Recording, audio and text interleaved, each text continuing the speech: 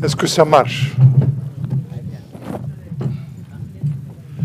Madame le maire, cher Jean-François, cher Ismaël, est-ce qu'on me permettait tout d'abord de vous dire mon admiration pour vous tous, pour cette élection, pour cette formidable élection que vous avez su organiser en élisant Madame le maire, qui est important. Bravo, collègues. Bravo pour la campagne. Et maintenant, vous savez, c'est un ami très cher qui est venu, qui est un fondateur de l'événement de jeudi, le choriste de Marianne, un penseur, ce qui nous manque aujourd'hui. Mais les mots, quelques mots sur lui, Ismaël a préféré un speech, c'est à lui de parler.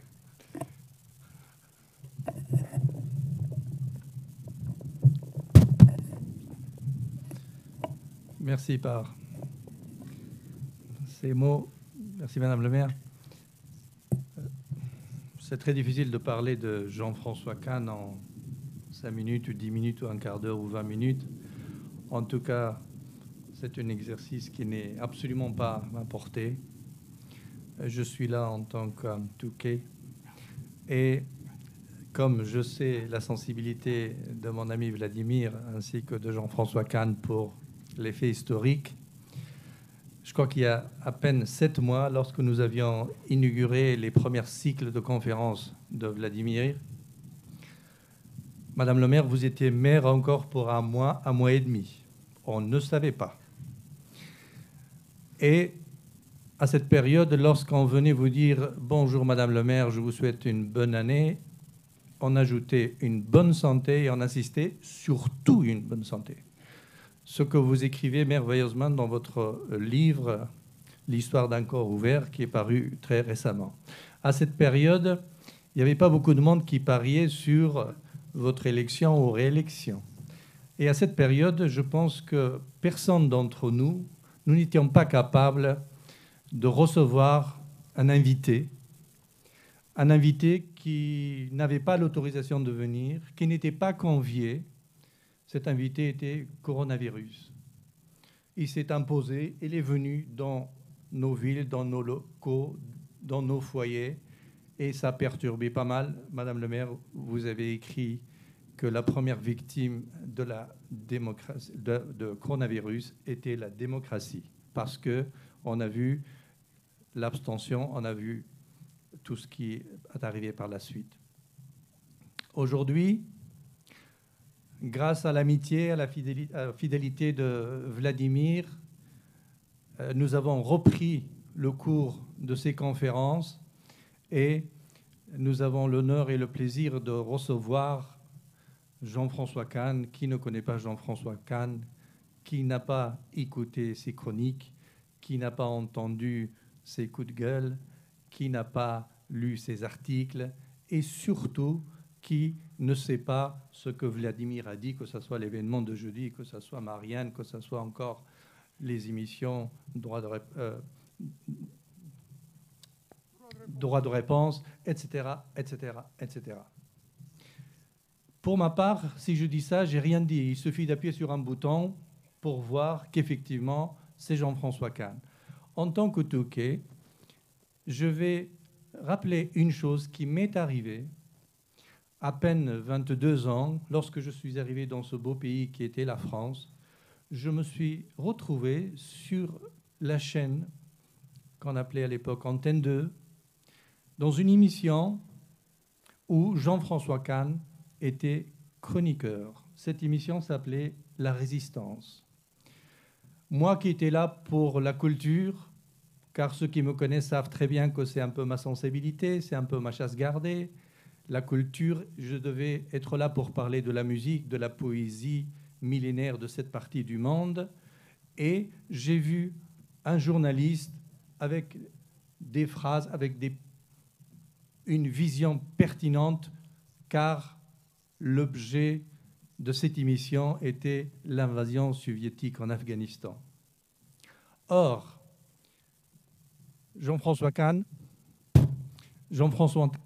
était peut-être le premier journaliste, éditorialiste, qui avait prévu un certain nombre de choses, dont une phrase lorsqu'il disait que l'ébranlement de l'Union soviétique est commencé par ce pays. À l'époque, personne ne le croyait, personne n'imaginait.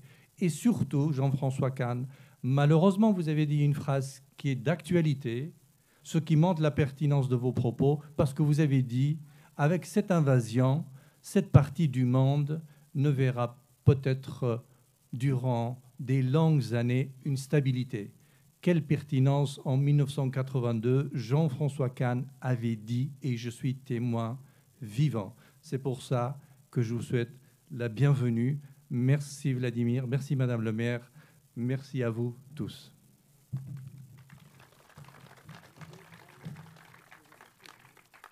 Je voudrais d'abord tous vous remercier.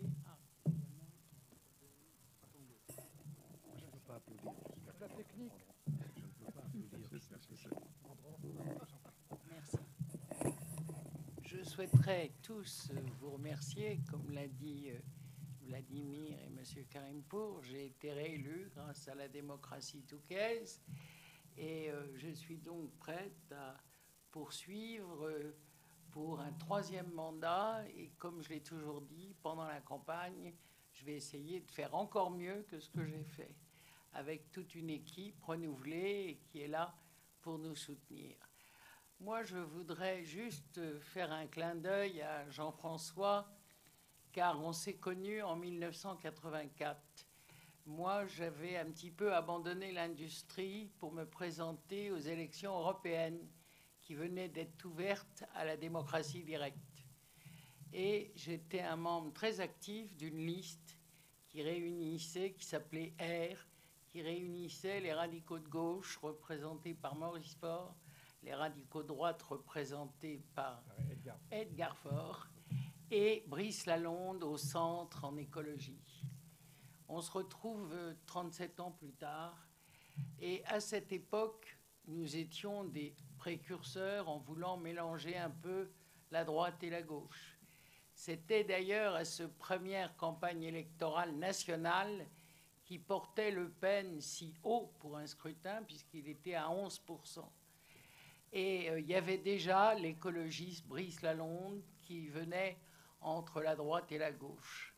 Nous étions des précurseurs quand on regarde l'actualité avec ce qui se passe aujourd'hui et même l'influence des écologistes dans le cadre des dernières municipales. Donc je suis ravi de vous revoir, Jean-François. On était précurseurs, mais vous étiez aussi précurseurs, car vous aviez un petit peu combattu pour arriver à soutenir ce projet. Et je crois que droit dans le mur est le constat que vous faites dans vos écrits récents sur ce chapitre de l'arrivée plus que forte de populistes qu'on les appelle, comme on les appelle maintenant.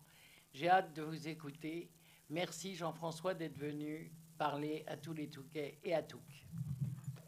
Bravo.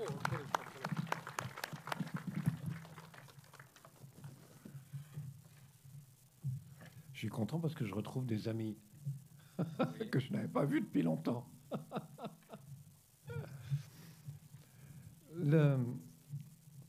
En fait, la question de l'erreur, c'est pas l'erreur en elle-même. Parce que quelqu'un qui commettrait pas d'erreur serait un fou, finalement. C'est impossible.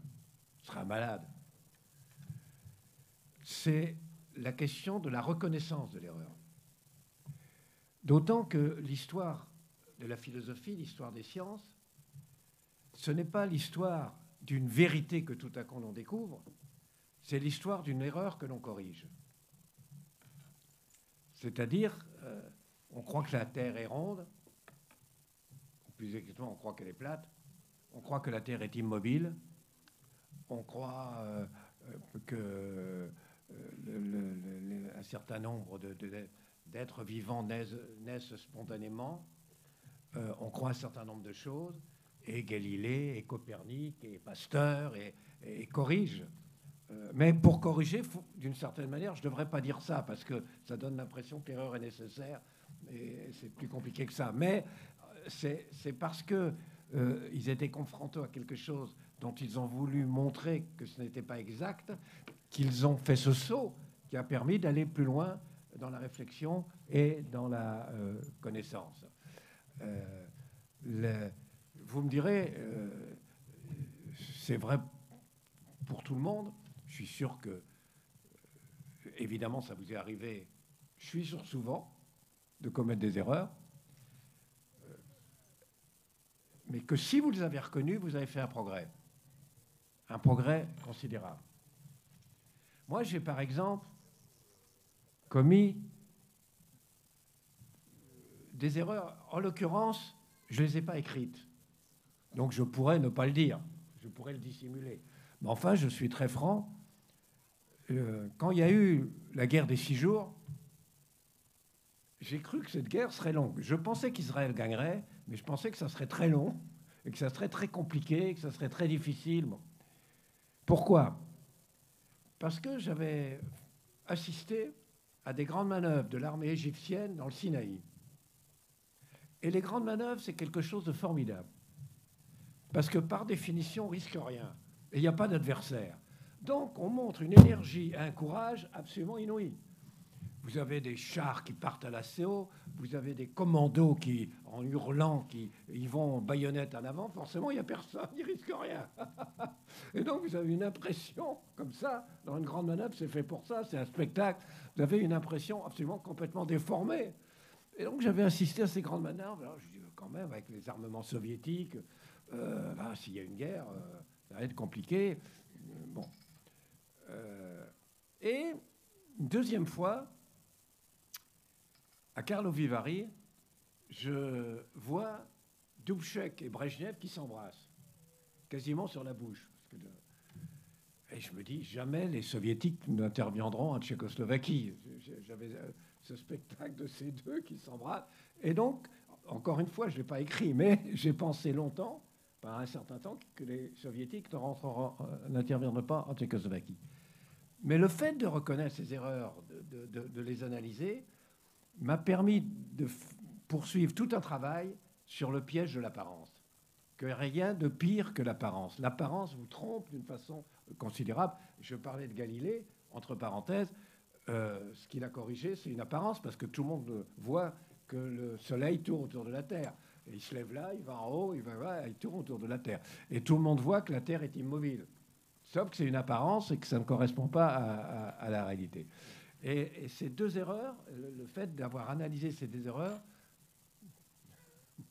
je suis en train de voir s'il va pleuvoir, Non, Dieu est avec nous. M'ont permis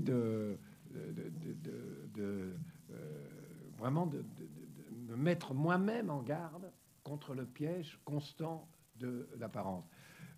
L'autre erreur considérable que j'ai commise, et celle-là malheureusement que je l'ai écrite, c'est qu'en 2002, j'étais tellement convaincu qu'au deuxième tour des élections présidentielles, il y aurait Jospin et Chirac, que comme j'avais un problème, je dirigeais l'événement Marianne, et comme j'avais un problème pour avoir les éditions d'Outre-mer, j'ai dit, écoutez, de toute façon, on est sûr. Et donc, j'ai fait une première édition comme si on avait le résultat pour avoir les résultats d'Outre-mer. Et donc, j'ai fait toute une édition où c'était Jospin et Chirac. Et donc, est-ce qu'il fallait voler Jospin? Est-ce qu'il fallait voter Chirac? Qu'est-ce qui se passerait, etc. Évidemment, c'était effroyable. C'était absolument ridicule. Et ça a été une autre, pour moi, un choc qui m'a permis également, je pense, un progrès dans ma réflexion, c'est se méfier non seulement de l'apparence, mais de l'évidence. Moi, je connais par exemple un genre naturellement, ce qui se dit ici ne sera pas répété. Je connais un journaliste extrêmement intelligent, extrêmement cultivé, extrêmement brillant, qui est Alain Duhamel. Et il se trompe absolument tout le temps. Il pensait que Giscard allait être réélu dans un fauteuil. Ensuite, que Balladur allait... Alors là, c'était même pas la peine de voter. Que Jospin allait mettre en pâté Chirac, enfin, etc., etc. Bon. Et je me souviens d'un débat que j'avais eu avec lui à la télévision où il m'expliquait que jamais l'extrême droite en France ne ferait plus de 2% des suffrages. Pourquoi ? C'est le mal de ce qu'on appelle en philosophie le positivisme. C'est-à-dire d'abord le piège de l'apparence, comme les statistiques, mais l'idée que les choses ne peuvent pas être autres que ce qu'elles sont. Puisqu'elles le sont, il y a quand même une raison. Et donc l'idée qu'elles peuvent être totalement différentes de ce qu'elles sont est quelque chose qui est inconcevable. En effet, jamais l'extrême droite n'avait fait plus de 1%.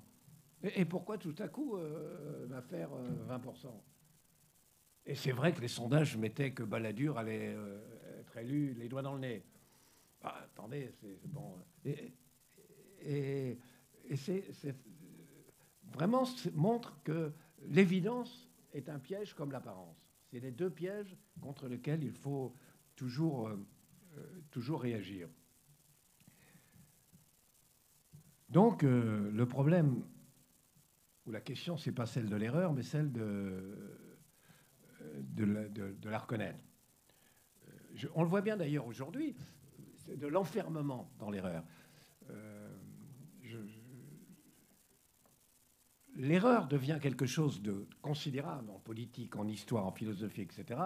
Non pas qu'on la commet, mais qu'on s'y enferme. Et je vous montrerai qu'on s'y enferme. Pourquoi? Parce qu'on a fini par se convaincre que si on ne s'y enfermait pas, si on la reconnaissait, tout s'écroulerait. Que tout ce à quoi s'écroulerait. Et donc, dans un premier temps, on dit non, trop con, pourquoi je vais la reconnaître? Puis peut-être que je ne me suis pas trompé, etc. Mais ensuite, au troisième degré, ça devient très difficile de la reconnaître parce qu'on ne l'a pas reconnue la première fois. Et la quatrième fois, on ne l'a pas reconnue 3 fois. Et il y a un moment où on est complètement prisonnier d'une erreur qu'on a une fois, 2 fois, 4e fois pas reconnue. Et plus on ne la reconnaît pas, plus elle devient partie prenante de votre système mental, de votre système de référence. Et là, je vous le dirai tout à l'heure, mais le propre de l'affaire Dreyfus, par exemple, c'est ça. Aujourd'hui, on a un exemple, on a 2 exemples. Il y a un certain nombre de gens, dont, entre parenthèses, j'étais, ça non plus, je ne l'ai pas écrit parce que je ne me serais jamais permis de prendre une position sur un problème médical, un problème de santé, un problème scientifique.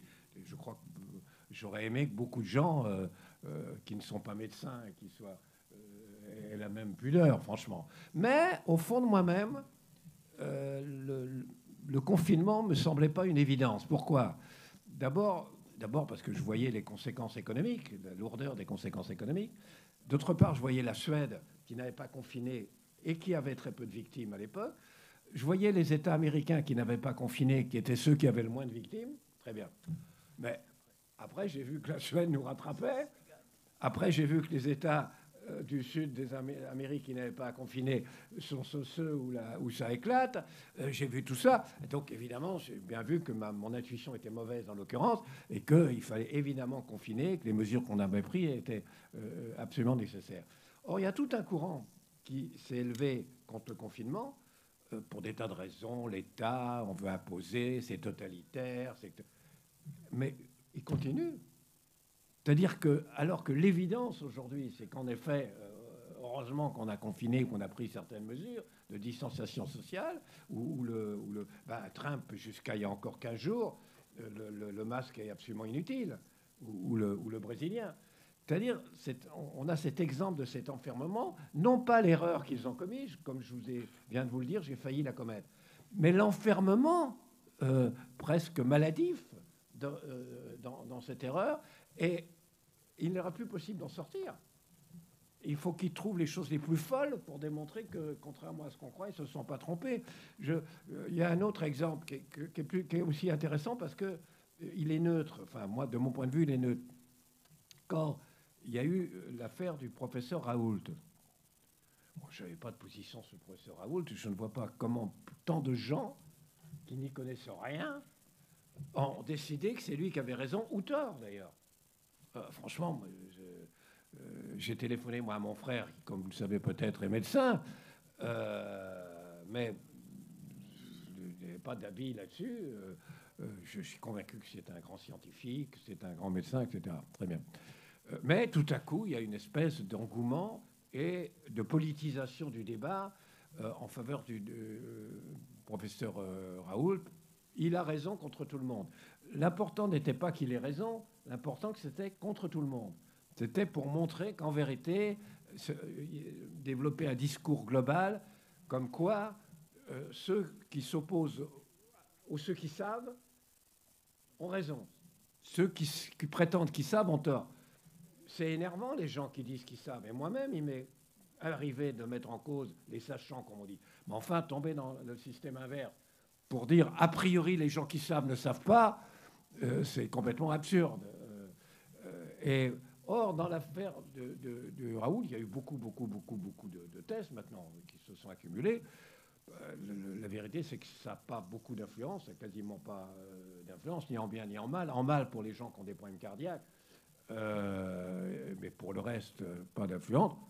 Mais les gens continuent, les mêmes continuent, et ils continueront jusqu'à la fin, quoi qu'il se passe, de dire que c'est lui qui avait trouvé le vaccin, que c'est le seul vaccin qui pouvait guérir, et que pour des raisons inavouables, scandaleuses, alors chacun a son explication, on n'a pas recours à ce vaccin. Et là aussi, quand vous l'avez dit une fois, deux fois, trois fois, vous ne pouvez plus en sortir.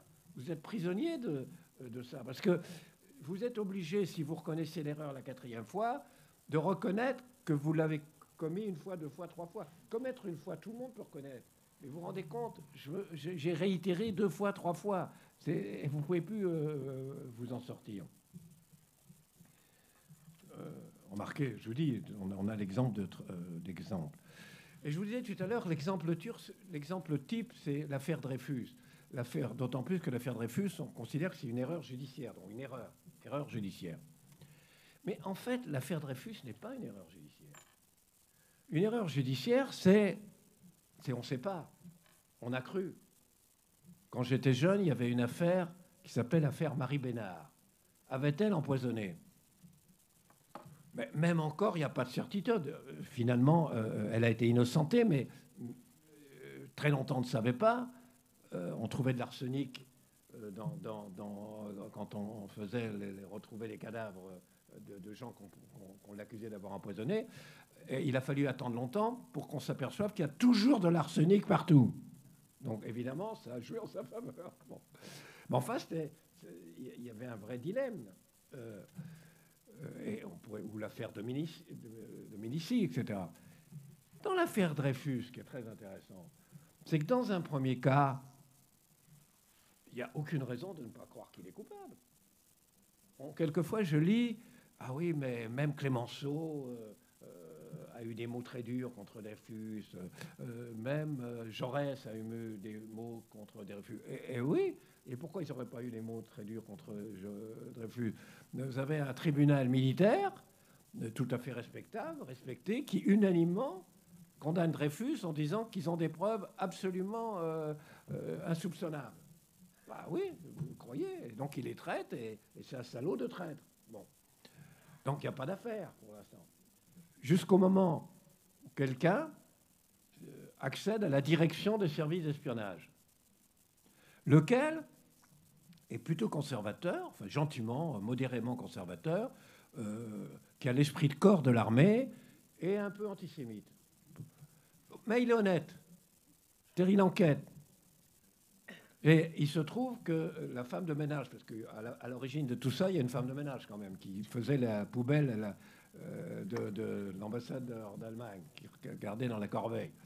Et elle continue à donner des trucs, alors que Dreyfus est en prison et elle est exilée à l'île, dans son île. Il y a encore des messages qui arrivent. Donc ça ne peut pas être lui, etc. Et il regarde l'écriture. Et il s'aperçoit d'une chose, d'abord que finalement, c'est la même écriture que le document à partir duquel on a condamné Dreyfus, exactement la même écriture, que l'écriture de Dreyfus ne correspond pas tout à fait à cela, pour une raison d'ailleurs, je ne sais pas si vous le savez, mais qui est quand même extraordinaire, qui m'a toujours ravi, c'est qu'un très grand spécialiste à l'époque, graphologue, un des plus grands graphologues de l'époque, a témoigné en disant ça prouve qu'il est coupable parce qu'il a dissimulé son écriture. Évidemment, vous ne pouvez pas vous en sortir parce que Si ça ressemble, vous êtes coupable, et si ça ressemble pas, vous êtes encore plus coupable parce que vous avez disséminé votre écriture. Bon. Enfin, il s'aperçoit donc que c'est pas vraiment son écriture, mais qu'en revanche, c'est l'écriture très claire, très nette d'un mec qui s'appelle Esterhazy. En plus, il enquête sur Esterhazy, c'est la totale, etc. Très bien. À partir de ce moment-là, on sait que, non seulement on sait que Dreyfus est innocent, mais on sait qui est coupable. On a le nom du coupable. Cerise sur le gâteau, le Figaro publie des lettres qu'il a envoyées à sa maîtresse.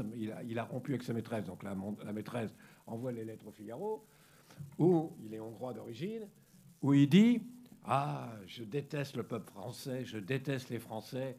Mon rêve, c'est d'être sur un cheval avec un sabre, avec des hulans, et de sabrer ces Français, de les découper en morceaux. » Il écrit ça. Ça prouve, pour le coup, en effet, on peut devenir un traître quand on a cette vision du pays dont on est l'officier. Très bien. Et qu'est-ce qui se passe? Il se passe qu'il y a un procès de ce type et qu'il est acquitté à l'unanimité aux applaudissements des nationalistes, entre guillemets, donc des nationalistes qui applaudissent l'acquittement d'un type qui vient de dire que son rêve, c'est de combattre les Français et de les découper en morceaux. Quand même extraordinaire. Bon. Pourquoi? Parce que là, il faut comprendre pourquoi. C'est parce qu'à l'époque, ils sont totalement convaincus que s'ils reconnaissent ça, donc ça veut dire reconnaître que l'armée peut se tromper, que l'armée n'est pas fiable, qu'un tribunal militaire peut avoir commis une erreur. Enfin, pour eux, peu à peu, à mesure qu'ils refusent de voir les choses en face, qu'ils demandent au chef d'espionnage, il l'exile en Tunisie pour qu'il ne parle pas, et plus ils s'enferment. Parce qu'au début, ils se disent, enfin, on ne va pas s'emmerder avec ça. Bon, d'accord, on s'est peut-être trompé, peut-être qu'on va le libérer dans 4 ans sans le dire, enfin, mais on ne va pas faire un scandale. Donc, ils disent ça. Mais une fois qu'ils disent ça, plus ça avance, plus ça devient terrible de le reconnaître. Donc, on reconnaît une erreur, on reconnaît qu'on a écrasé l'erreur, qu'on n'a pas mort. Et à ce moment-là, c'est l'idée que si on reconnaît l'erreur, tout s'effondre. Que tous les références s'effondrent. Que c'est l'honneur de l'armée, que c'est la justice, que c'est... Bien sûr, là-dessus se greffe l'antisémitisme. Mais je ne suis même pas sûr que ça soit le plus fondamental, ou aussi fondamental que cela, cet aspect-là. C'est pour ça qu'elle est totalement emblématique. D'ailleurs, après ça, dans le dossier qui a permis de condamner Dreyfus, il y a un faux. C'était le document le plus accusateur. Il y a un faux.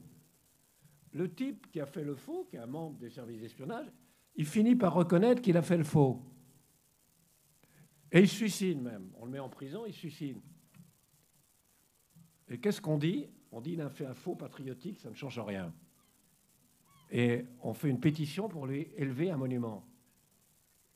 Donc on voit bien, c'est pour ça que c'est emblématique, on voit bien qu'à un moment, c'est plus le problème de savoir s'il est coupable, s'il est innocent, s'il a commis une erreur, etc.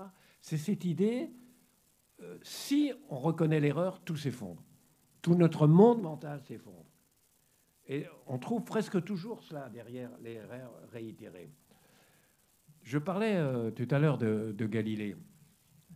L'exemple est intéressant parce que, contrairement à ce qu'on dit, souvent, quand Galilée va voir les gens de la Curie, il doit expliquer aux gens de la Curie sa thèse. Ben non, c'est pas le Soleil qui tourne autour de la Terre, c'est la Terre qui tourne autour du Soleil et la Terre tourne sur elle-même. Les gens de la Curie, qui étaient très cultivés à l'époque, on est en pleine Renaissance, très savants, ils lui disent « Vous avez sans doute raison. Vous avez peut-être raison ou sans doute raison. » On croit toujours que c'était des ignares qui ne veulent pas entendre, etc. Bon, ils sont d'ailleurs, Copernic, qui était un moine, avait déjà dit qu'il a peut-être raison et sans doute raison. Mais ils disent, il y a quand même un problème. Donc, vous avez peut-être raison, sans doute raison. Mais ne le dites pas, surtout ne le dites pas. Ou alors, dites que c'est peut-être une thèse possible. Pourquoi? Parce que, d'abord, on a expliqué aux gens qu'il y avait un enfer et un paradis, et que l'enfer était en haut et en bas, et que le paradis était en haut. Mais si la Terre tourne sur elle-même. Il n'y a pas de haut et il n'y a pas de bas, parce que le bas devient le haut et le haut devient le bas. Donc s'il n'y a pas de bas et devient de haut, où est l'enfer, où est le paradis? C'est troublant, donc on va troubler nos ouailles. D'autre part, on peut pas... On a toujours expliqué que Dieu a créé l'homme sur Terre parce que c'est le centre. Évidemment, Dieu crée l'homme au centre du système. Il ne va pas créer l'homme en banlieue, en Seine-Saint-Denis. Donc, ne le dites pas, c'est dangereux. Et ça, c'est typique. C'est-à-dire, on s'enfonce dans l'erreur au nom de ce qui se passerait si on la reconnaissait, au nom de ce qui serait remis en cause si on l'admettait. Et c'est même encore plus frappant pour le troisième aspect de ce qu'apporte Galilée, c'est que jusqu'à Galilée, on considérait que les objets avaient une position naturelle. La position naturelle des objets, c'était d'être immobiles. Ils devaient être immobiles. D'ailleurs, la preuve, c'est d'abord qu'ils le sont immobiles. Et que pour les mettre en mouvement, il faut leur faire violence. Je leur fais violence et ils redeviennent immobiles. Donc ça prouve bien que leur tendance naturelle, normale, c'est d'être immobile. Et Galilée dit pas du tout. Ça aussi, c'est une illusion. C'est à cause du frottement de l'air. S'il n'y avait pas de frottement de l'air, la position d'un objet, c'est d'être immobile ou en mouvement. C'est aussi normal l'un que l'autre. Le mouvement est aussi normal que l'immobilité. S'il est immobile et qu'on n'y touche pas, il reste immobile, mais s'il est en mouvement et qu'on n'y touche pas, il reste en mouvement à vitesse constante. C'est la révolution qui a complètement changé la physique en Occident. Ça s'appelle la loi d'inertie. La Sorbonne condamne fermement. Et pourquoi elle condamne la Sorbonne? Parce que c'est faux? Non, elle dit, mais attendez, si vous reconnaissez que le mouvement est aussi légitime que l'immobilité, ça veut dire, par exemple, que le système féodal, le foutre en l'air, enfin, le mettre en mouvement et le fiche en l'air, c'est aussi légitime que de le conserver. C'est-à-dire que ça appelle à des remises en cause absolument dangereuses. Et donc, c'est au nom de ce que seraient les conséquences de reconnaître cette réalité scientifique qu'il s'enfonce dans cette erreur. C'est pour ça que je trouve ça... C'est un aspect que je trouve très intéressant. On trouve ça, ce qui illustre également ça, c'est en histoire. Parce qu'avec le recul en histoire, on pourrait dire, ben voilà, on a commis des erreurs. Il y a eu des erreurs commises. Or, si on fait un sondage, et on fait des sondages, pour demander aux Français quels sont les personnages historiques qui leur semblent comme... D'ailleurs, je fais une parenthèse. Quel est le personnage historique aujourd'hui, selon les sondages, en Union soviétique, qui est mis au pinacle, qui est le plus populaire? C'est Staline. Pour le coup, il a commis beaucoup d'erreurs. C'est le moins qu'on puisse dire. Et ça ne dérange pas. Parce que c'est le système mental. On a été formé comme ça. Or, en France... Quels sont les deux personnages qui arrivent toujours en tête parmi les personnalités les plus emblématiques? C'est Louis XIV et Napoléon. Or, Louis XIV, bon, non seulement il a commis des erreurs inouïes, absolument, des guerres inutiles, des guerres absurdes, l'abolition de l'édit de Nantes qui nous a ruinés économiquement, mais la situation en France à la fin du règne de Louis XIV par rapport à la situation que Louis XIV a trouvée. Mais vous ne pouvez pas imaginer ce que c'est. Vous ne pouvez pas imaginer l'ampleur extravagante du désastre. Les déficits publics comme on n'avait jamais eu, un endettement comme on n'avait jamais eu, une monnaie qui ne valait plus rien, une économie industrielle qui était complètement paralysée, un commerce en faillite, c'est absolument... Et puis surtout, avec l'abolition de... Alors les guerres, ont beaucoup contribué, des guerres sans arrêt qui nous ont coûté, avec le fait qu'on le paye encore aujourd'hui, parce que c'est le début de nos déficits, on ne s'en est jamais sorti après, c'est le début de ce qu'il y a de pire dans l'étatisation, C'est le début de notre bureaucratie envahissante, c'est le début de notre centralisation, on dit jacobine, mais non, ça commence avec Louis XIV. Et pourtant, c'est le grand homme. Pourquoi il y a un exemple à droite, un exemple à gauche. Celui-là à droite. C'est vraiment le roi Soleil. Parce que c'est la monarchie. C'est le roi le plus célèbre. Si on commence à admettre que Louis XIV a commis tellement d'erreurs, ce qu'entre nous, il a reconnu lui-même, parce que sur son lit de mort, il dit à son successeur, ne commets pas les erreurs épouvantables que j'ai accumulées. Lui-même le dit. Et Colbert fait des lettres terribles. Dire, mais vous êtes en train de nous ruiner, de nous emmener à la catastrophe, pour être droit dans le mur, pour le coup. Fénelon le dit. Vauban est absolument implacable sur les erreurs de Louis XIV. Pourquoi cette incapacité à droite, alors, pour le coup, de reconnaître cela? Parce que l'idée, c'est que l'édifice s'écroulerait.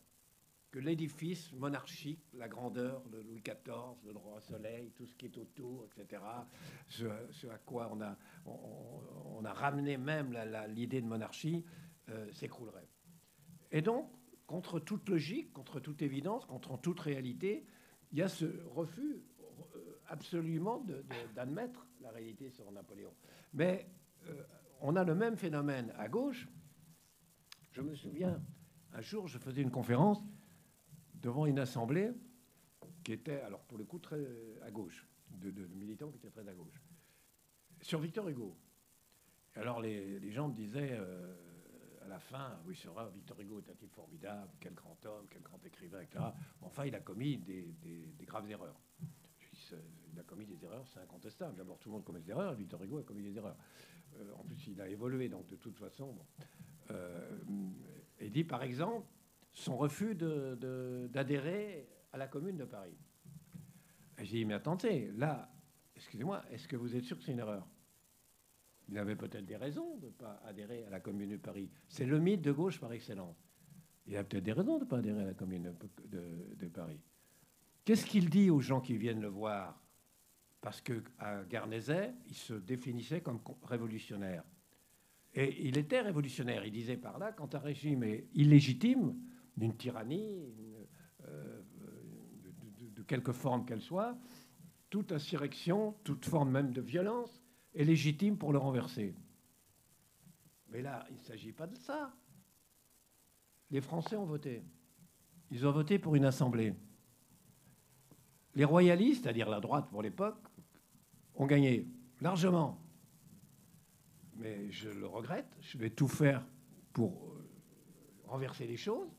D'ailleurs, j'en suis la victime, puisqu'il avait été élu lui aussi, et les royalistes lui interdisant quasiment de la tribune, écœuré, il avait démissionné, donc il dit, vous ne pouvez pas me soupçonner de complaisance. Je ferai tout contre cette assemblée monarchique, cette majorité monarchique réactionnaire, mais les Français ont voté. J'ai jamais dit qu'il fallait faire une révolution contre le suffrage universel, contre la démocratie et contre le vote des Français. Il faut se battre démocratiquement. Vous nous expliquez que puisque le vote ne vous plaît pas, puisque la conséquence du vote ne vous plaît pas, alors que dans l'opposition, on a plaidé pour le suffrage universel, pour l'élection libre, vous nous dites que si l'élection ne nous plaît pas, on renverse le gouvernement. C'est ce qu'ont fait les bolcheviks avec l'Assemblée constituante. On oublie toujours que la première chose qu'ont fait les bolcheviks en 1917, c'est dissoudre l'Assemblée qui venait d'être élue parce que le résultat ne leur plaisait pas. Et ça, je ne peux pas accepter ça. Et puis c'est absurde. Toute la province est contre nous. Ce n'est que Paris. En plus, on fait ça devant les Prussiens qui encerclent Paris. Les Prussiens sont là. Ils assiègent Paris. Et devant les Prussiens qui assiègent Paris, vous faites une révolution. Vous allez avoir l'armée qui va venir. On n'a aucune chance, on va être écrabouillé. Enfin, bref, il multiplie et puis en plus, il dit, on oublie que les communards, en l'occurrence, ils prennent des mesures que Victor Hugo ne peut pas accepter, en particulier une loi des otages. À savoir qu'on prend des otages et on les fusille. Qu'est-ce qu'on fait alors? Est-ce qu'on va bouger?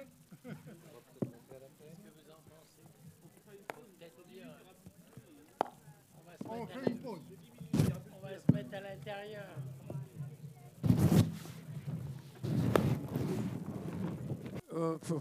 Ah, ça marche.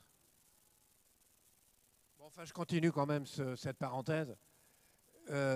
Et donc, un apport scientifique élimine totalement la thèse que l'on a découvert qu'elle était erronée.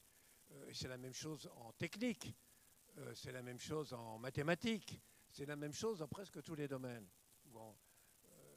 Eh bien, il y a ou même en histoire, il y a des gens qui ne veulent pas, comme je viens de vous le montrer, mais n'empêche que s'il y a une erreur historique, c'est une erreur historique. Il y a un domaine, et ça a fait un mal terrible, où ça n'existe pas, c'est la philosophie. Est-ce qu'on vous avait jamais dit qu'un philosophe s'est trompé? Quand vous enseignez à l'université la philosophie, tout est mis sur le même plan, et une philosophie nouvelle ne rend absolument pas caduque la philosophie d'avant. Et c'est terrible, parce que finalement, les échecs de la mise en œuvre de certaines philosophies ne sont absolument pas pris en compte, puisque de toute façon, il ne peut pas y avoir de philosophie fausse ou de philosophie erronée. Ça ne marche pas, ce qui est le cas de certains aspects du marxisme, par exemple, mais ça ne fait rien, toute philosophie est sacrée. Et c'est ce qui fait que aujourd'hui, vous avez des philosophes en France. Alors la conséquence, c'est que vous avez des philosophes en France, surtout dans les années 70-80. Je pense à Derrida, par exemple. Derrida fait l'expérience, c'est un grand philosophe. C'est un philosophe considérable. Sans doute. Est-ce que vous pouvez me résumer qu'est-ce qu'il a apporté? Qu'est-ce qu'il a dit? Personne n'est capable de vous dire qu'est-ce qu'a apporté Derrida. Si, ils vous diront la déconstruction. D'accord, la déconstruction. Mais à part faire un mécano et démonter le mécano, qu'est-ce que ça dit de plus? Personne n'est capable de vous dire ce que c'est que la théorie de la déconstruction de Derrida. Personne n'est capable de vous résumer, ça a été un philosophe très important et très connu en France pendant toute une période, qui s'appelait Deleuze, dont vous avez sans doute entendu parler. Personne n'est capable de vous dire, voilà ce qu'a apporté Deleuze à la philosophie. C'est la conséquence ultime de ça. C'est-à-dire à partir du moment où la dimension de l'erreur n'est plus prise en compte en philosophie, au fond, une philosophie peut dire n'importe quoi, et à la limite, elle peut même ne rien dire, ou même on peut être incapable de dire ce qu'elle a dit, ça n'a aucune importance, à partir du moment où ça a été créé.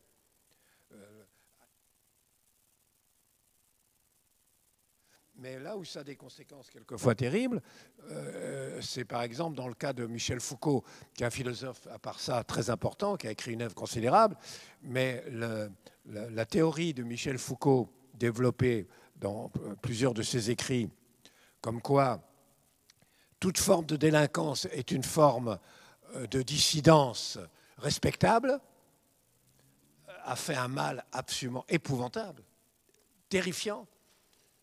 Mais les mêmes qui sont d'accord, si vous leur dites, mais attendez, vous voyez les conséquences sur le fait que ça fait un mal épouvantable, les mêmes diront, ah oui, mais quand même, quel grand philosophe Foucault.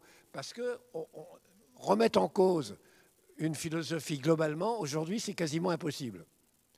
Impossible. Enfin, je reprends donc le cours. C'était un ajout en prime. Je reprends le cours de mon propos. Donc, je vous disais que j'ai pris l'exemple à droite avec Louis XIV. Et prenez un exemple à gauche avec la Commune. Or, c'est très important parce que la Commune est elle-même la conséquence d'une erreur non reconnue. C'est-à-dire, en 1793, on a complètement oublié, les Français votent pour la première fois. Pour la première fois, on vote au suffrage universel. C'est formidable quand même. C'est un apport de la Révolution formidable pour ce qu'on appelle la Convention nationale. La majorité est une opposition de centre-gauche. C'est ce qu'on appelle les Girondins. Mais une nette majorité.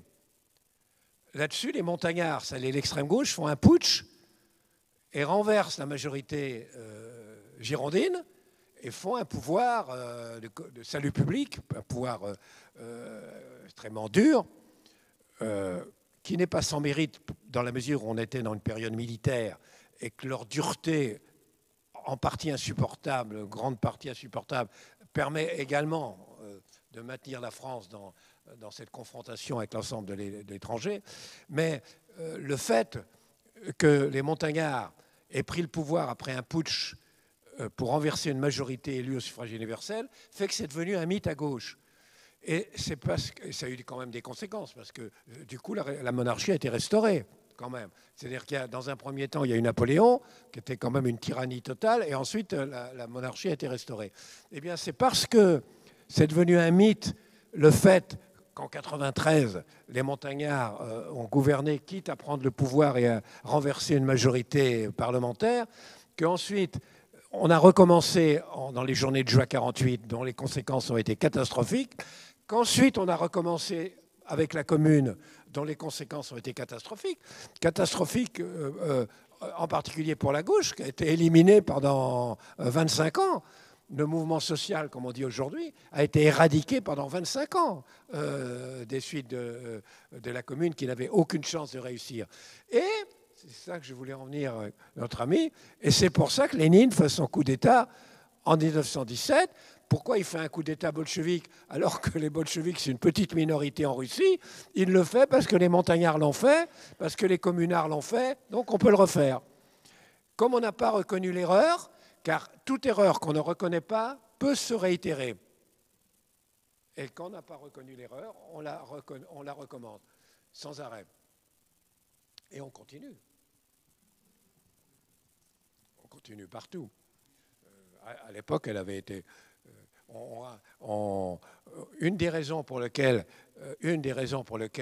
les nationaux-socialistes et les nazis ont pris le pouvoir en Allemagne, enfin ont réussi à convaincre et à mobiliser en leur faveur une grande partie de la population allemande, une des raisons, pas la principale, c'est aussi le fait qu'il y avait eu en effet une tentative de coup d'État bolchevique en Allemagne et que qui avait naturellement échoué, qui avait eu des conséquences catastrophiques et que ça avait traumatisé une grande partie de l'opinion et que l'extrême droite a beaucoup utilisé ça dans sa propagande.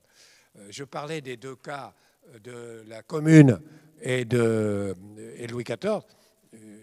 On pourrait prendre l'exemple de Napoléon.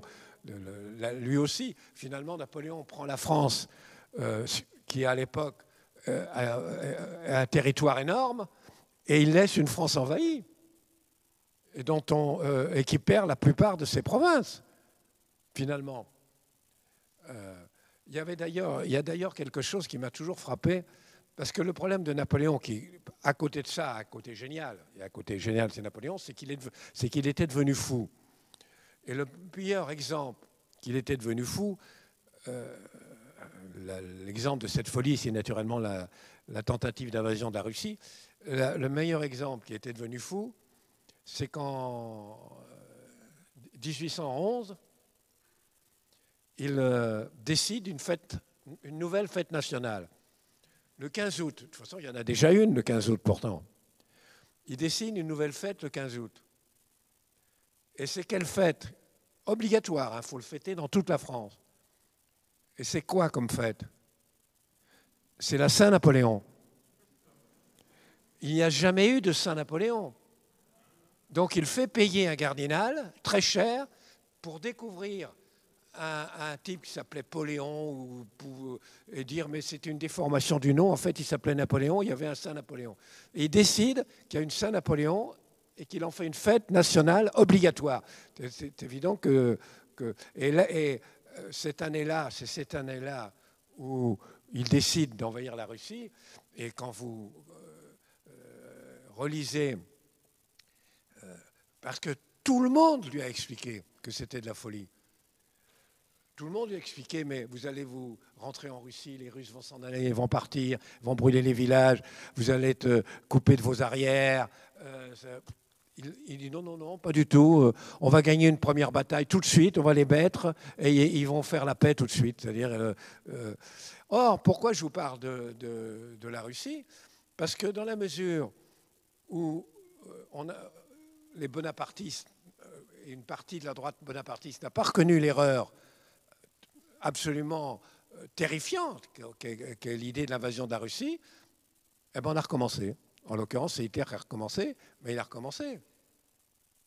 On n'a jamais reconnu que la première guerre du Vietnam des Français a été une erreur. Ben, le résultat, c'est que les Américains ont recommencé. André Glucksmann, philosophe qui ne se trompe jamais, puisque les philosophes ne se trompent jamais, n'a jamais reconnu qu'il s'était complètement trompé en idéalisant l'intervention en Irak et en soutenant la guerre d'Irak. Le résultat, c'est qu'on a recommencé en Libye. Et Bernard-Henri Lévy ne reconnaît toujours pas qu'il s'est trompé en préconisant l'intervention en Libye, ce qui fait que demain, on va recommencer. La Syrie, le fait d'avoir, contre toute logique, jusqu'au bout, au début, on ne pouvait le dire, jusqu'au bout, contre toute logique en Syrie, expliquer que les rebelles étaient des rebelles modérés et démocrates, alors qu'on savait très bien qu'à 80%, c'était devenu des rebelles ultra-islamistes, en l'occurrence Daesh. Ceux qui l'ont prétendu, qui l'ont écrit, avec les conséquences que vous savez, n'ont jamais reconnu, alors qu'il y a l'évidence aujourd'hui, ça ne se fait pas de doute, n'ont jamais reconnu leur erreur. Moi, c'est vrai en politique étrangère. Je me souviens, au moment de l'affaire yougoslave, j'avais toujours dit à un certain nombre de gens, déjà Bernard-Henri Lévy ou Glucksmann d'ailleurs, qui soutenaient tous les mouvements irrédentistes en Yougoslavie, je dis, il y a quelque chose d'étrange dans votre raisonnement, c'est que vous militez tous ardemment pour l'unité européenne. C'est-à-dire pour que tous les pays européens fassent une sorte de fédération démocratique.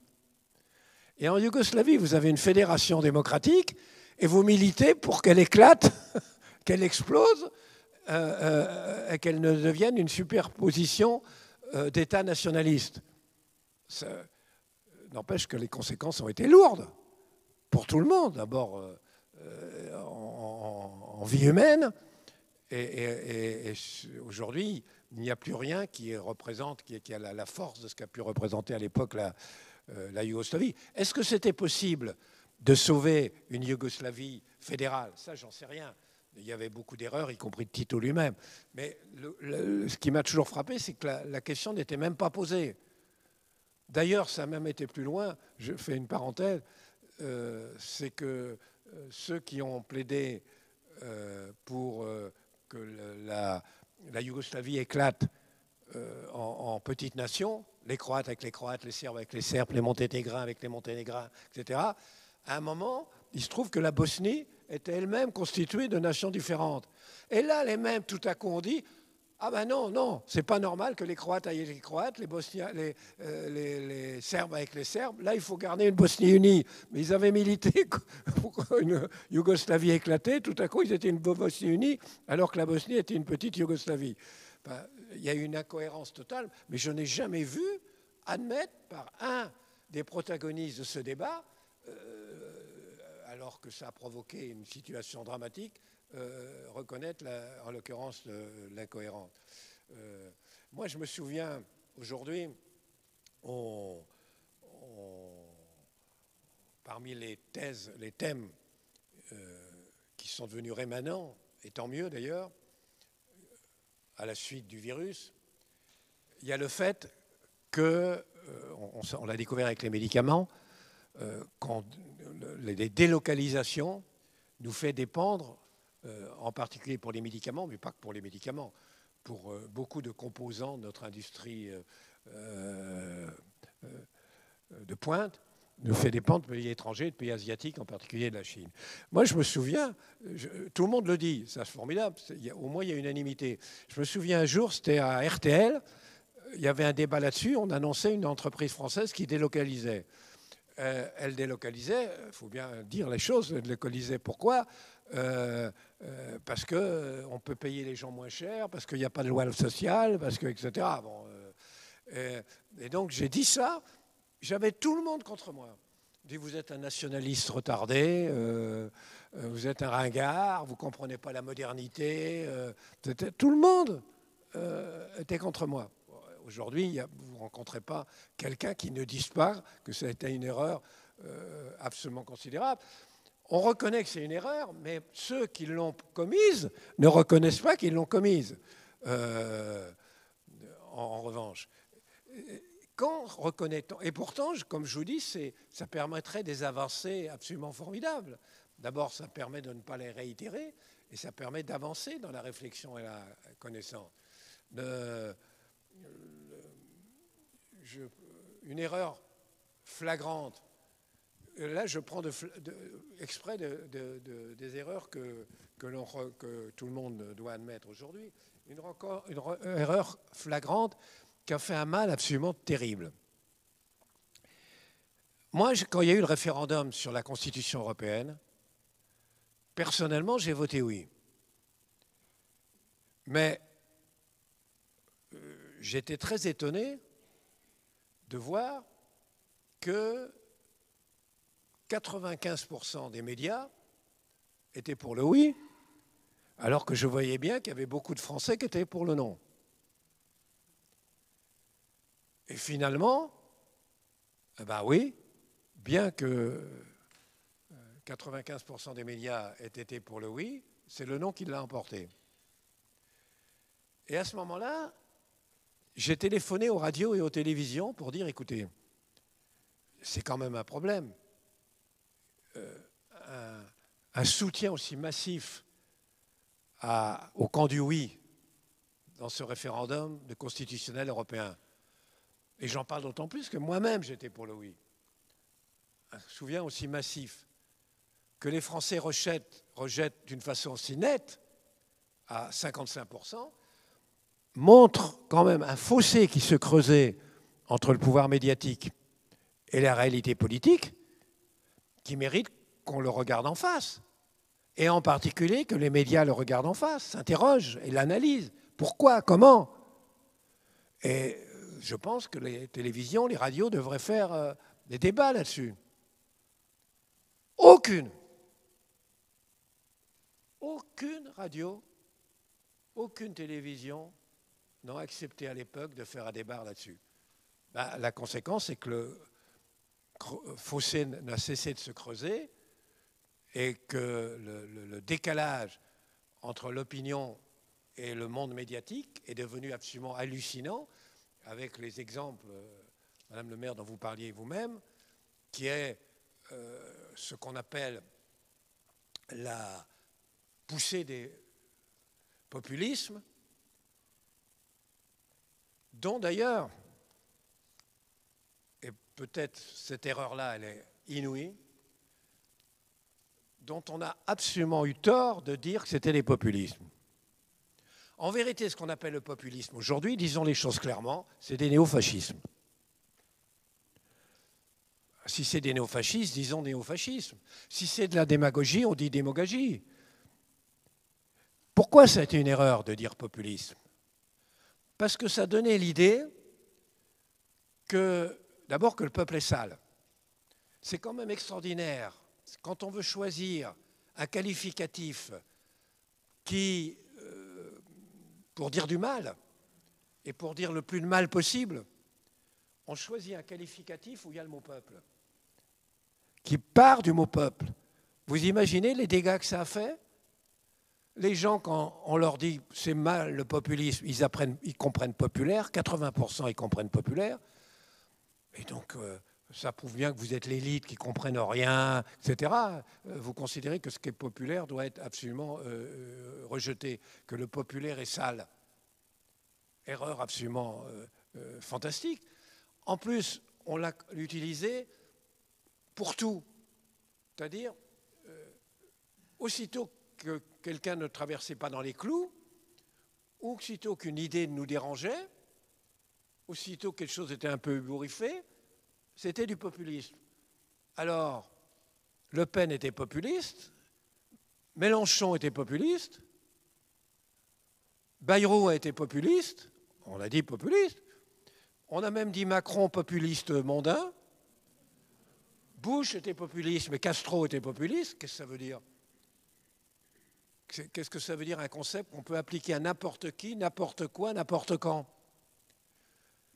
Mais cette utilisation du mot populiste, qui est fait de faire cadeau, et ce cadeau inouï à l'adversaire, car je considère que l'extrême droite néofasciste est l'adversaire, de lui faire ce cadeau inouï, de lui dire vous êtes le peuple, vous représentez le peuple et vous êtes le camp du peuple, outre que ça lui a gonflé les voiles de façon extraordinaire.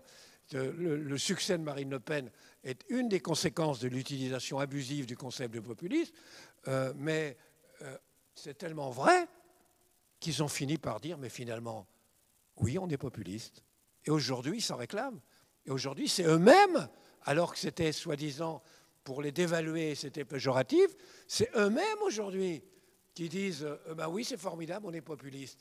Et que souvent, ils triomphent sous l'appellation de populiste.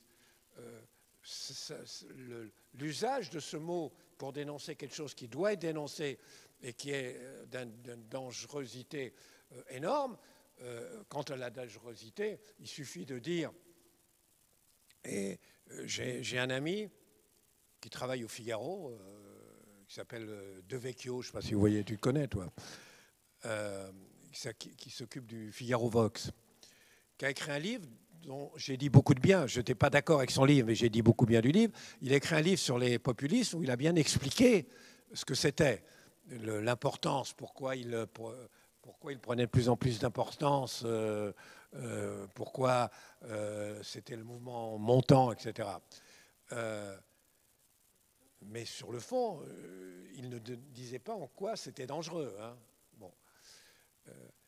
Moi, je lui ai téléphoné récemment pour lui dire, tu sais, ça va te retomber sur la gueule si tu ne fais pas un grand article pour expliquer pourquoi, à propos du coronavirus, ce sont eux qui se sont plantés en priorité.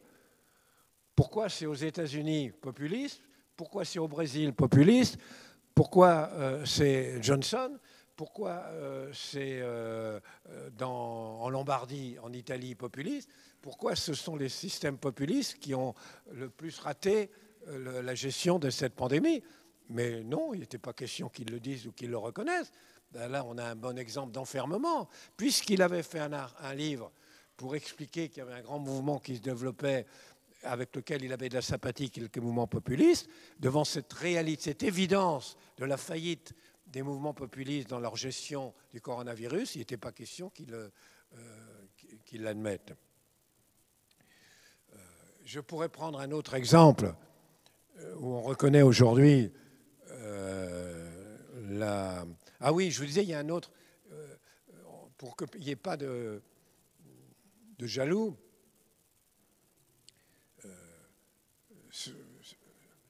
Hollande, par exemple, sous Hollande, il y a eu une mesure dont tous les médias ont dit du bien à l'époque.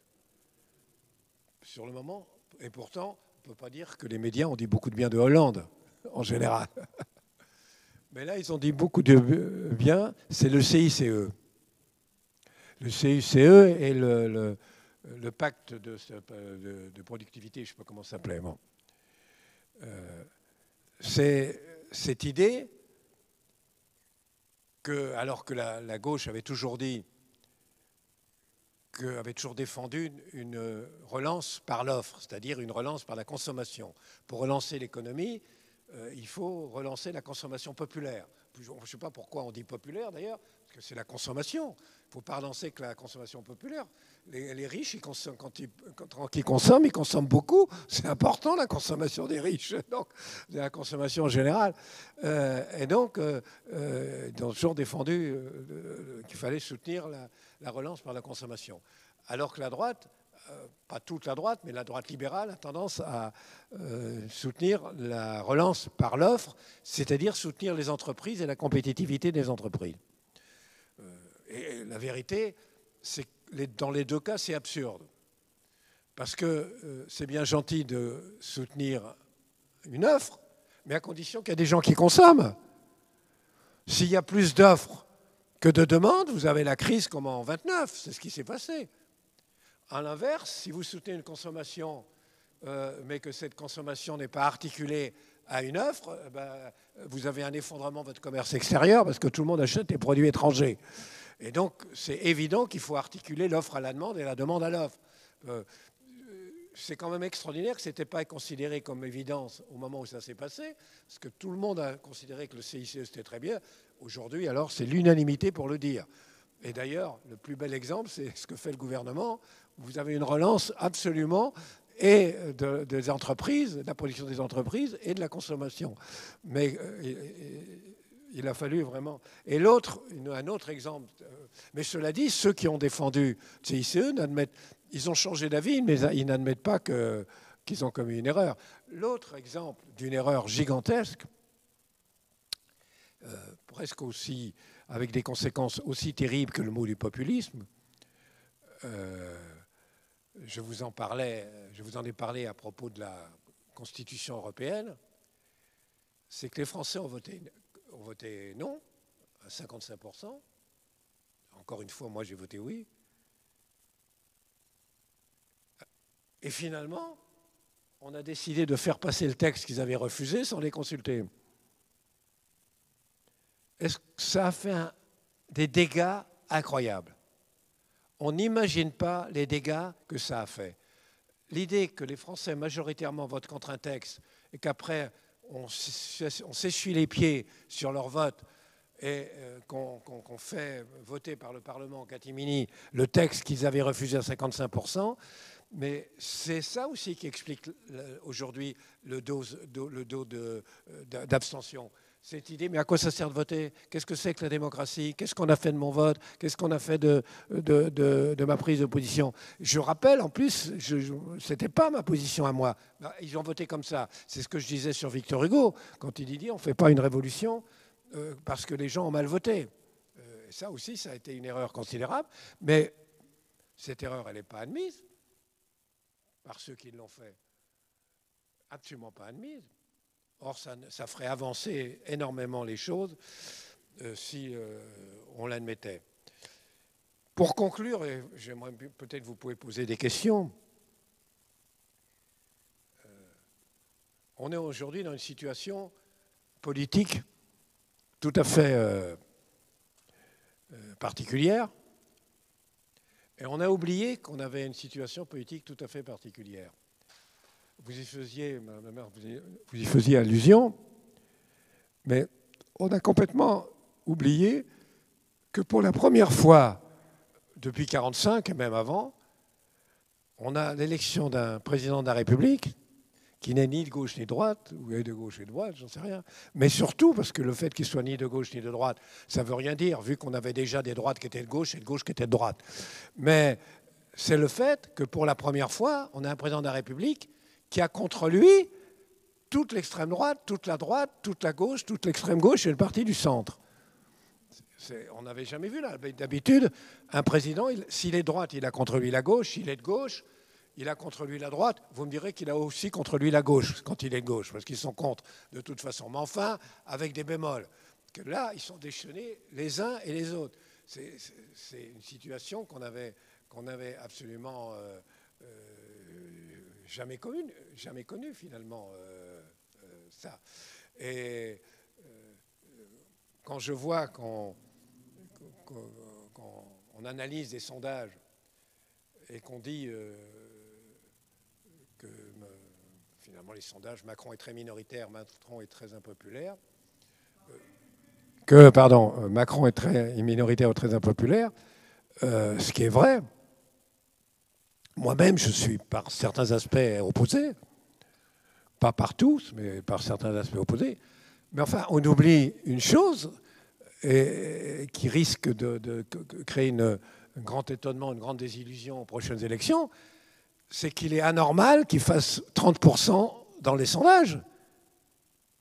Il devrait faire 8%, puisqu'il a contre lui la gauche, l'extrême gauche, la droite, l'extrême droite, c'est une partie du centre.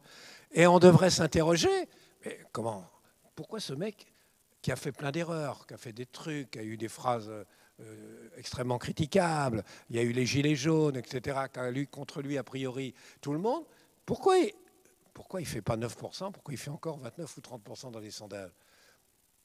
Et il n'est pas exclu qu'il soit réélu, parce qu'il n'est pas exclu qu'on ait Macron, Le Pen au deuxième tour des élections. Pourquoi je vous dis ça? Parce que cette situation-là, au lieu de passer son temps à hurler contre le résultat des élections, il faudrait peut-être que ceux qui en sont indirectement les responsables, c'est-à-dire ceux qui ont échoué, se posent une question. C'est-à-dire, comment se fait-il que le Parti socialiste dominant, Parti socialiste qui a eu la majorité des départements, la majorité des régions, la majorité des villes, la majorité des députés et le président de la République fasse 6% avec M. Benoît Hamon. 6%. Avec une cohorte d'intellectuels qui ne se trompent jamais autour de lui. Normalement, il aurait dû y avoir une réunion d'un mois. On analyse pourquoi, quelle erreur on a commis, comment c'est possible, comment on a pu tomber si haut, comment alors qu'on avait tout à coup on n'a plus rien. Comment cela se fait-il? Rien. Il n'y a jamais eu une séance d'autocritique collective pour savoir mais comment on en est arrivé là. Non seulement ça, en plus Benoît Hamon, il représentait un parti, une fois qu'il a perdu, il l'a quitté, ce qui est quand même extraordinaire. C'est lui qui fait, c'est pas le parti qui lui fait payer le fait de l'avoir mis dans cet état, c'est lui qui fait payer au parti le fait de l'avoir lui mis dans cet état. Mais au contraire, le mec, il est extrêmement arrogant. Il donne des leçons, il attaque tout le monde. Et quant aux intellectuels qu'il était autour de lui, qui étaient des intellectuels très importants, au moins ils auraient pu faire une réunion pour analyser pourquoi on s'est planté. Non seulement ils ne l'ont pas fait, mais pendant la pandémie, on a eu une floraison dans les journaux, et en particulier dans le journal Le Monde, d'articles collectifs. Maintenant, les articles sont toujours collectifs. Les articles sont signés par 14 personnes, ce qui est une escroquerie, parce qu'un article signé par 14 personnes, ça n'existe pas. Ça veut dire que quelqu'un l'a écrit, il y a 13 personnes qui le signent, entre nous. Hein. Eh bien, parmi ces 14 personnes, ou ces 15 personnes, 16 personnes, il y a toujours les 8 intellectuels qui ont planté Benoît Hamon en le mettant à 6%. Et là, ils expliquent ce qu'il faut faire. Les erreurs qu'on a commises, qu'est-ce qu'il faut, comment, enfin, tous, avec une arrogance, avec une sûreté de ton, avec une confiance en eux, c'est incroyable. Ils ont mis le mec, leur parti, ils l'ont mis à 6%. Et tout à coup, c'est eux qui donnent les leçons. Je prends le cas encore le plus pire, c'est le Parti communiste que j'ai connu à 25%, qui a fait 2% aux européennes. Il n'y a jamais eu une réunion pour savoir l'erreur qu'il avait commise. Quant aux républicains, quand même, les républicains, aux dernières élections, ils ont fait 8%. Ils auraient pu se poser la question pourquoi on fait 8%, d'autant qu'ils avaient un candidat qui n'était pas nul. Un philosophe qui ne se trompe jamais. Et pourquoi ils ont fait 8%? Il n'y a aucune réunion collective pour se demander pourquoi on a fait 8%. Mieux que cela, aux élections européennes, municipales, ils ont dit, ça y est, le problème est réglé, on a fait de très bonnes élections municipales, on a gagné, c'est réglé. Bon. Ils ont perdu des villes dont on pensait qu'ils ne les perdraient jamais. Jamais on aurait pensé qu'ils perdraient Bordeaux, jamais on pensait qu'ils perdraient Marseille, jamais on pensait qu'ils perdraient Tours, jamais on penserait qu'ils perdraient Nancy. Donc, non, ça va très bien, c'est excellent, youpi. C'est extraordinaire ce refus de... Donc voilà, je pense aujourd'hui que la démocratie, pas qu'en France d'ailleurs, traverse une crise, qu'il y a quelque chose qui est très dangereux qui se développe, parce qu'on l'a connu dans le passé, qui est des convergences extrême gauche, extrême droite, ce qui a caractérisé en particulier le mouvement des Gilets jaunes, quand même en partie. Or, là aussi, il faut dire les choses telles qu'elles sont. Il ne faut pas avoir peur.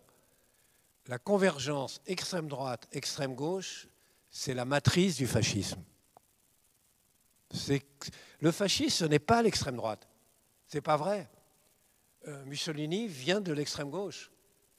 Doriot vient du Parti communiste. Déa vient du Parti socialiste. La spécificité de ce qu'on a connu avant-guerre et qu'était le fascisme, c'est justement cette convergence, cette fusion d'un certain nombre d'éléments qui viennent de la droite extrême et de la gauche extrême. Eh bien, on assiste aujourd'hui à des phénomènes de ce type. Je crois que les conditions pour défendre les valeurs qui nous sont chères à tous, et que malheureusement leurs propres défenseurs abandonnent, semble-t-il, trop, qu'est la République, qu'est la démocratie, qu'est la laïcité, qu'est l'humanisme, implique, nécessite un rétroviseur, qu'on regarde un peu un certain nombre de choses qui se sont passées, qui nous ont mis dans cet état, et qu'on dise, bon Dieu, mais quelle erreur on a fait, etc. Pour finir, je vous donne un exemple qui me frappe, en l'occurrence qui concerne surtout la gauche. Je vous parlais du mal qu'a fait la Constitution qu'on a adoptée sans... Il suffit d'aller se balader, on l'entend les gens dire ça. Hein? Aujourd'hui, on a eu, ces temps-ci, on a eu des manifestations très importantes à propos de Traoré. Contre la police, sur le rallye de la police, 20 000 personnes qui ont fait Traoré un héros. Mais mettez-vous à la place, si vous vous demandez pourquoi on risque d'avoir des mauvaises surprises, mettez-vous à la place d'un certain nombre de Français qui voient que des artistes, des philosophes, des écrivains, des personnalités célèbres, etc., manifestent pour Traoré, qui entre parenthèses, n'est pas blanc-blanc. C'est quand même été un peu. C'est pas une. S'il a été tué par la police, ça n'excuse pas. Mais enfin, c'est un délinquant. Si vous ne le saviez pas, j'ajoute une chose, c'est qu'on a découvert récemment qu'à plusieurs reprises, il a violé son compagnon de cellule. C'est quand même extraordinaire qu'au moment où les féministes hurlent contre un certain nombre de gens, on ne les entend pas sur Traoré qui a violé son compagnon de cellule. Bon. Et ils s'aperçoivent de tous ces gens importants, 3 fois de suite, qui ont manifesté pour Traoré. On n'en a pas vu un seul pour le conducteur de bus. On n'en a pas vu un seul pour la gendarmette de 19 ans.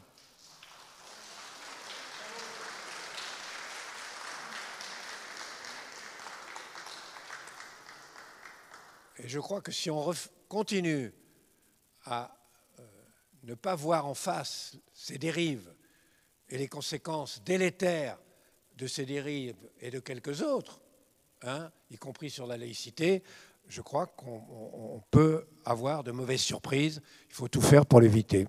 Merci. Pour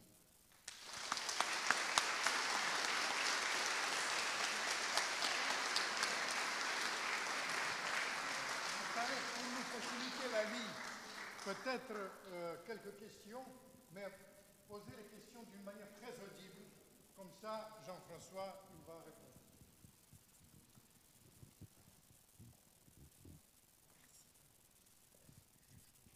Petite question personnelle. Vous êtes présenté à des élections? Est-ce une erreur ou une raison?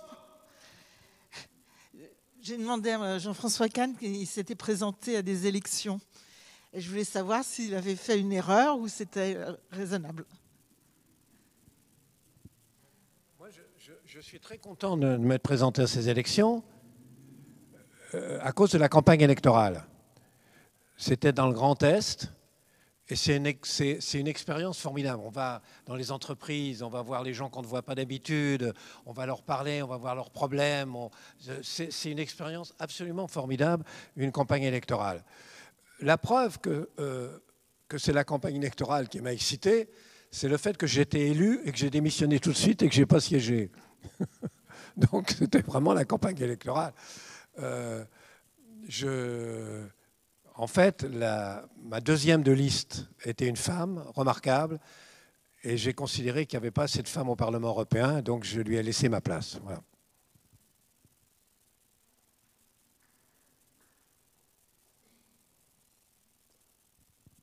Est-ce que quelqu'un a une autre question?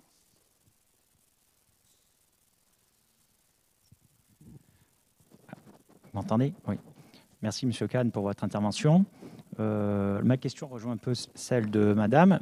Que pensez-vous du choix de votre confrère Laurent Geoffrin, qui est journaliste depuis peut-être plus de 40 ans, de quitter le journalisme et de fonder un nouveau courant de gauche, qui est encore, je dirais, une étape plus importante que votre implication quand vous êtes présenté aux élections?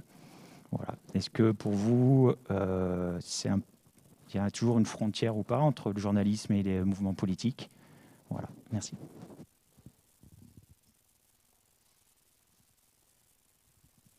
Sur le fait qu'un journaliste puisse à un certain moment s'engager, comme Madame l'a rappelé, je l'ai fait moi-même en me présentant aux élections européennes, je trouve ça tout à fait positif.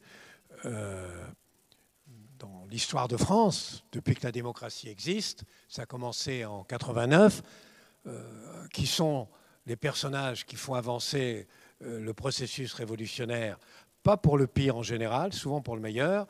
Il s'appelle Desmoulins, Camille Desmoulins, c'est un journaliste, par exemple. Et la plupart sont des journalistes qui... lorsqu'il y a la révolution de 48, de février 48, qui établit la démocratie et le suffrage universel, ils forment un gouvernement et il y a deux journaux d'opposition, un libéral et l'autre plus socialisant. Et comment ils forment le gouvernement? Ils décident de le former avec des journalistes du journal et de l'autre.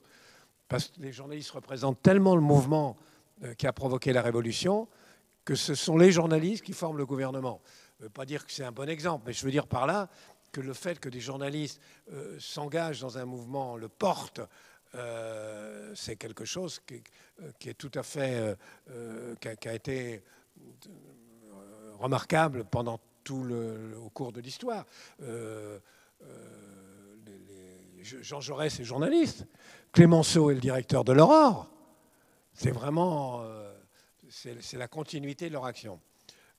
C'est vrai que c'était beaucoup moins fréquent. En ce qui concerne... Donc, je ne fais pas le procès à Geoffrin de dire je lui ferai le procès s'il continuait d'être journaliste.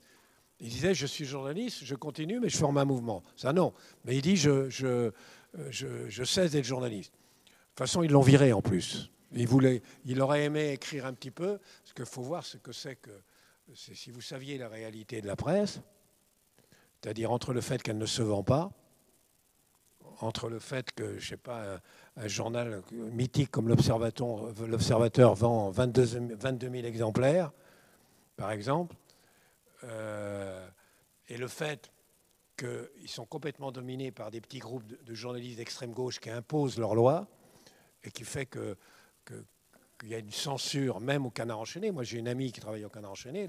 Le mal qu'ils ont à faire passer certaines choses à cause de la pression d'un certain nombre de journalistes, souvent indigénistes ou d'extrême gauche, c'est absolument terrible, me dit-elle. Mais ce que veut faire, alors reste ce que veut faire Geoffrin, ce que je crois, son idée, c'est qu'il est inquiet du développement à gauche de deux radicalités, la radicalité Mélenchon ou anarchisante et de la radicalité des écolos les plus durs. Et qu'il pense la nécessité de relancer une gauche qui ne soit pas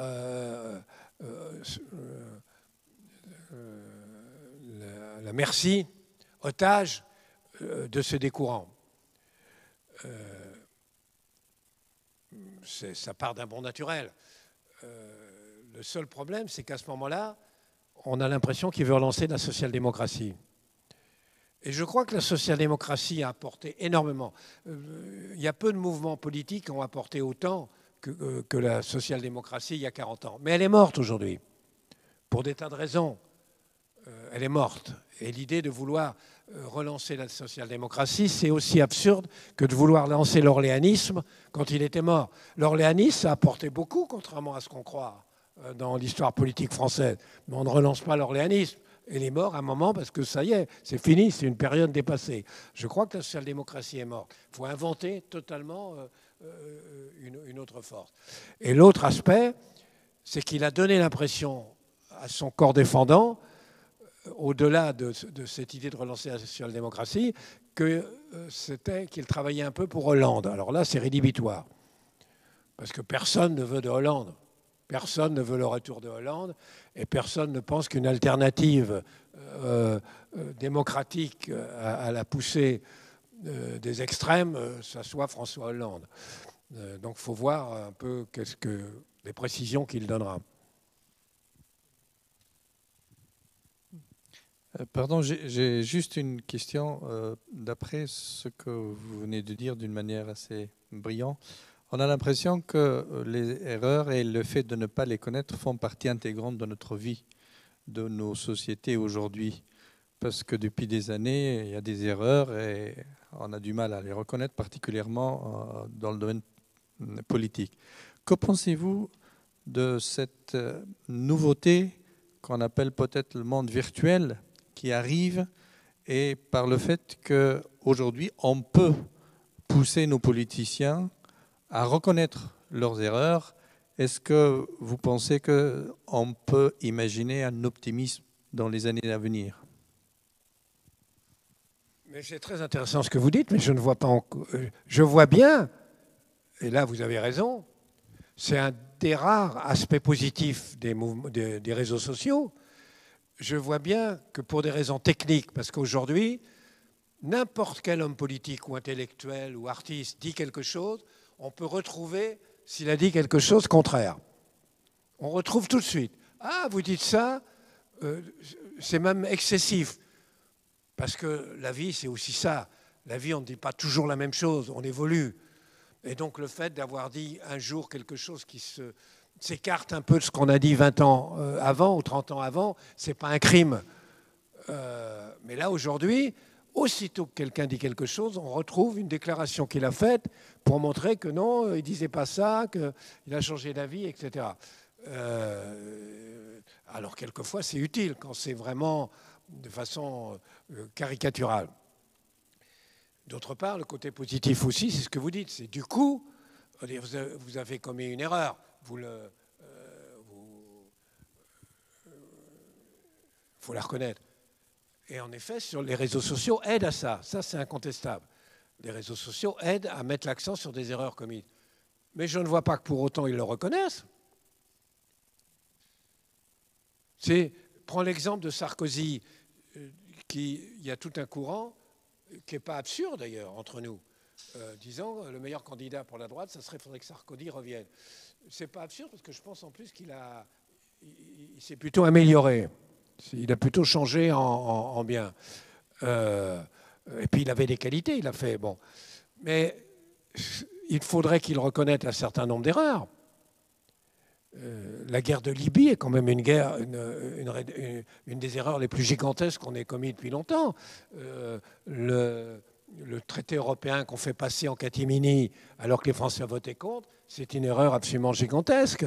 La suppression le fait qu'on rejoint l'OTAN, le commandement unifié de l'OTAN, alors que ça nous donnait une position originale et forte, c'est une erreur.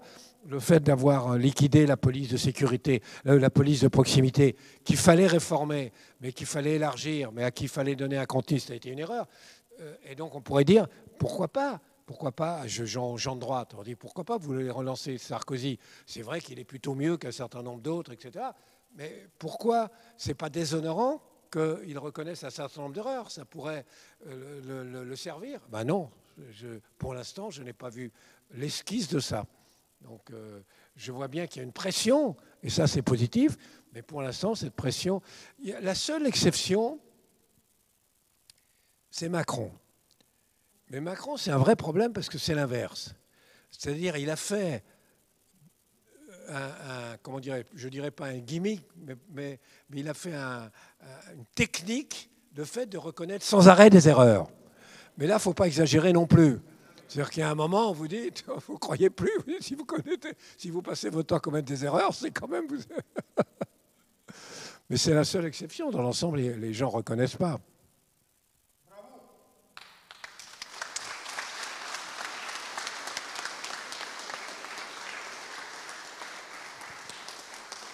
Merci, cher Jean-François. Et maintenant, si vous voulez une dédicace, vous êtes bienvenus. La prochaine, c'est le 6 août. Et c'est l'Orient en feu. La Libye, la Syrie, l'Iran. Et c'est le plus grand ambassadeur qui existe, spécialiste de l'Orient, qui s'appelle Destremo, qui parlera aussi flamboyant. On ne peut pas parler aussi flamboyant que lui, mais très flamboyant. Voilà. Bravo.